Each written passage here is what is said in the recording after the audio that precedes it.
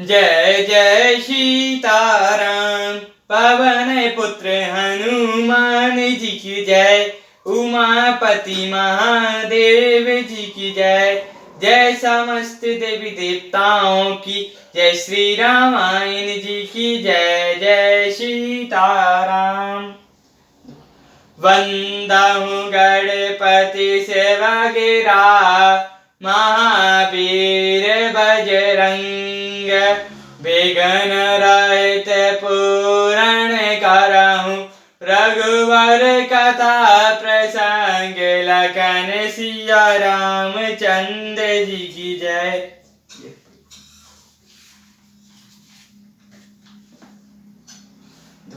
जाहि चाऊं कवाऊं कछुरामा तुम सन सहज सन हो जय श्यारामा। बसउन अंतरता सुमन रामा सो राउन के हो जय श्यारामा।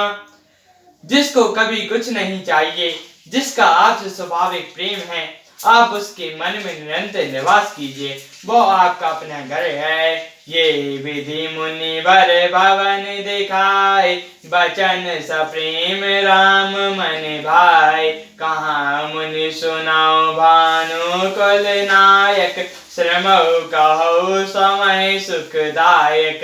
इस प्रकार मुनि श्रेष्ठ वाल्मीकि जी ने श्री रामचंद्र जी को घर दिखाए। उनके प्रेम पूर्ण वचन श्री रामचंद्र जी के मन को अच्छे लगे। फिर मुनि ने कहा, हे सूर्य कुल के स्वामी, सुनिए, अब मैं इस समय के लिए सुखदायक आश्रम कहता हूँ। चित्रकूट गुरी राहु निवासु तहाँ तुम्हार सब भांति सुपासु। शैल सुहावन कानन चारु कराई के हरि मृग अंग विहारु। आप चित्रकूट पर्वत पर निवास कीजिए, वो आपके लिए सब प्रकार की सुविधा है। सुहावना पर्वत है और सुंदर वन है। वहाँ हाथी सह हिरण और पक्षियों का बड़ा स्थल है। नदी पुनीत पुराण बखानी अत्रि प्रिय निज तप बलयानी। सुर सरदार नायो मंदाकिनी सो सब पातक पोतक डाकिनी। यह वहाँ पवित्र नदियां है जिसको पुराणों ने प्रशंसा की है और जिसको अत्रि ऋषि की पत्नी अंसुरिया अपने तपोबल से लाई थी। वह गंगा जी की धारा है, उसका मंदाकिनी नाम है। वह सब पाप रूपी बालकों को खा डालने के लिए डाकिनी रूप है। अत्रि आदि मुनि बर बहु बस हैं कारई जोक जप ताप तन बस हैं। चाऊ सफल सम सब कर कराओ राम देव गौरव गिर बरहु। अत्रि आदि बहुत से श्रेष्ठ मुनि वहां निवास करते हैं, जो योग जप और तप करते हुए शरीर को कसते हैं। हे रानी, चलिए सबके परिश्रम को सफल कीजिए और पर्वत श्रेष्ठ चित्रकूट को भी गौरव दीजिए।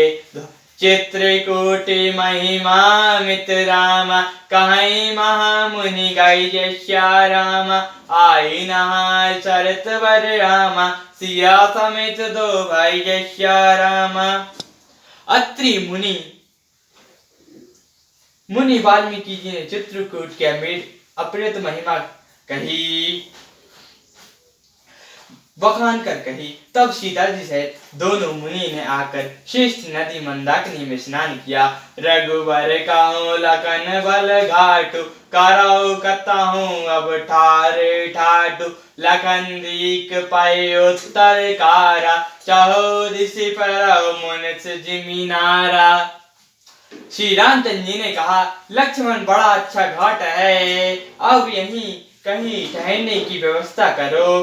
तब लक्ष्मण जी ने प्यासिनी नदी के उत्तर के ऊंचे किनारे को देखा और कहा कि इसके चारों ओर धनुष के जैसा एक नाला फिरा हुआ है। नदी पच सर समदम दाना सफल कल सुकरि सहज नाना। चित्रकूट जनु अचल हेरी चाय न घाट मार मुठभेरी। नदी उस धनुष की प्रत्यक्ष डोरी है और साम दाम दंडवान है। कलयुग के समस्त पाप उसके अनेकों हिंसक पशु हैं। चित्रकूट ही मानो अचल शिकारी है, जिसका निराश निशाना कभी चूकता नहीं और जो सामने से मारता है। अस कहीं लखन ठाऊ दिख राबा, सालो बलो कहीं रघुवर सुख पावा। समय ओ राम मुनि देखन जाना, चले सत सरत फल प्राणा। ऐसा कहकर श्री रामचंद्र जी ने स्नान दिखलाया। स्थान को देखकर श्री रामचंद्र जी ने सुख पाया। जब देवताओं ने जाना कि श्री रामचंद्र जी का मन यहाँ रम गया है, तब देवताओं के प्रधान सवाई विश्वकर्मा को साथ लेकर चले। कोल किरात वेश सब आए, चर्चे पारन तन साधन सुहाय। बहिन जाए मंजू दोइशाला, एक ही चलत रघु एक विशाला। सब देवता कोल भीलों के विष में आए। उन्होंने पत्तों और घासों से सुंदर घर बनाया, जो ऐसी सुंदर कुटिया बनी जिसका वर्णन नहीं हो सकता। उनमें एक बड़ी सुंदर छोटी सी थी और दूसरी बड़ी थी। लखन जानकी सहित प्रभु रामा, राजत रुचिन केत जय रामा। सोमदनो मणि बेश जनु रामा, रति ऋतुराज समेत जय रामा। सरस्वती जी और जानकी जी सहित, लक्ष्मण जी सहित और जानकी सहित प्रभु श्री रामचंद्र जी सुंदर घास पत्ते की घर में शोभायमान है। मानो कामदेव मुनि का वेश धारण करके पत्नी रति और बसंत ऋतु के साथ सुशोभित हो। सियावर रामचंद्र जी की जय, पवन पुत्र हनुमान जी की जय, उमापति महादेव जी की जय। जय समस्त देवी देवताओं की जय, श्री रामायण जी की जय। जय सीताराम।